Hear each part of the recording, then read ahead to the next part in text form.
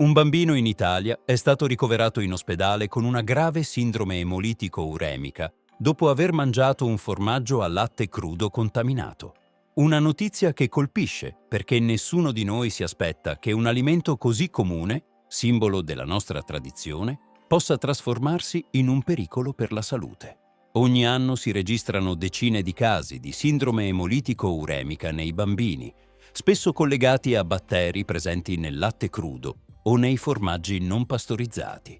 E questo episodio ci offre l'occasione per chiarire cos'è davvero il latte crudo, quali rischi comporta e soprattutto come possiamo consumare i formaggi in sicurezza senza rinunciare al piacere della tavola. Attenzione però, non significa che tutti i formaggi al latte crudo siano pericolosi. Alcuni come Parmigiano e Grana sono molto più sicuri perché stagionati a lungo, ma ci sono altri, freschi e molli, che possono davvero rappresentare un rischio per bambini e donne in gravidanza.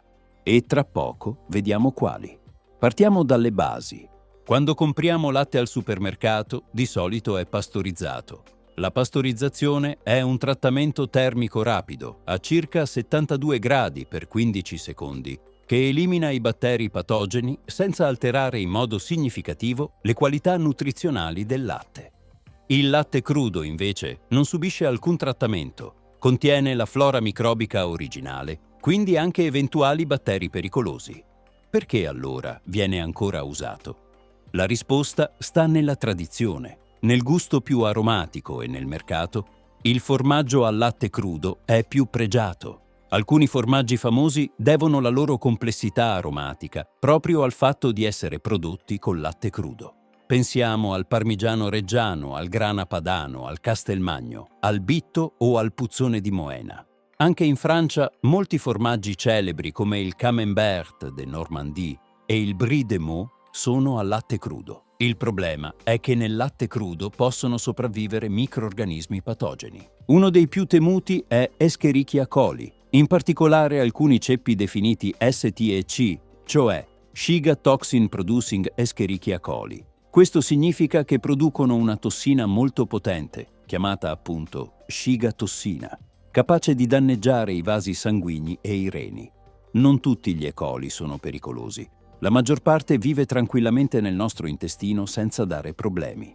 Ma i ceppi STEC, quando contaminano alimenti come latte crudo e formaggi freschi, possono causare infezioni gravi. Nei bambini, la complicanza più temuta è la sindrome emolitico-uremica, detta SEU, che può provocare episodi di diarrea sanguinolenta, anemia, riduzione delle piastrine e insufficienza renale acuta, tanto da richiedere la dialisi.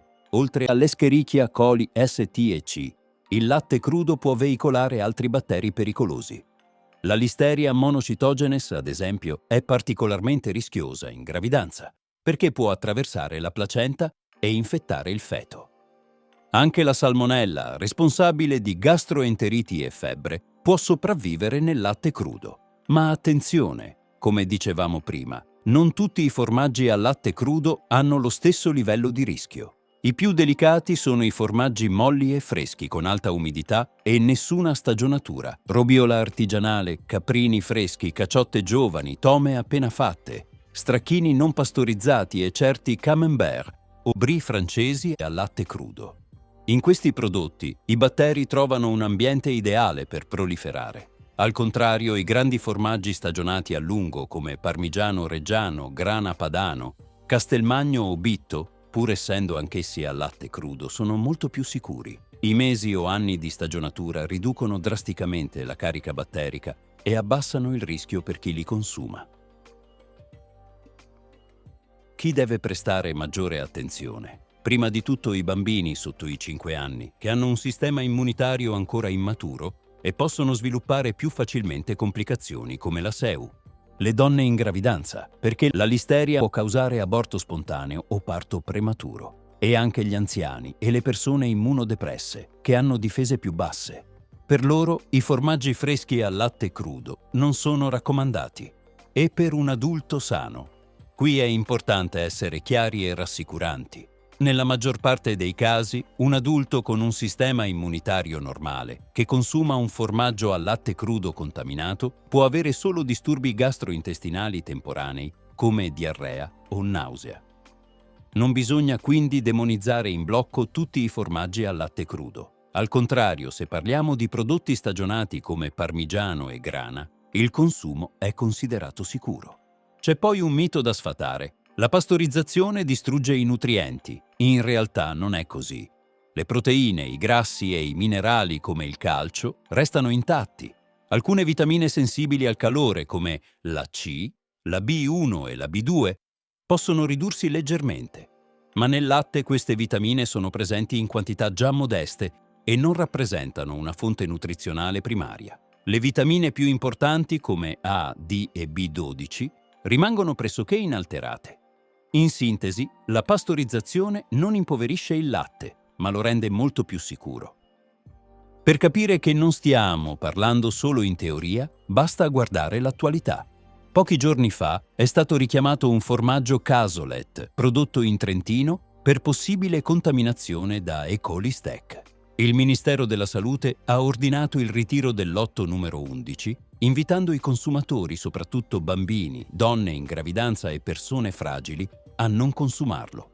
Non è stato confermato che sia proprio questo il formaggio responsabile del caso del bambino ricoverato, ma resta un segnale concreto di quanto sia importante la prevenzione. Allora cosa possiamo fare in pratica? Le regole sono semplici. Bollire sempre il latte crudo se lo si compra sfuso o in bottiglia, evitare i formaggi freschi al latte crudo per bambini, donne in gravidanza e anziani, preferire i formaggi stagionati che sono molto più sicuri e leggere sempre le etichette per capire se un prodotto è fatto con latte crudo. Il latte crudo e i formaggi che ne derivano fanno parte della nostra cultura gastronomica e offrono sapori unici, ma è importante sapere quando e come consumarli.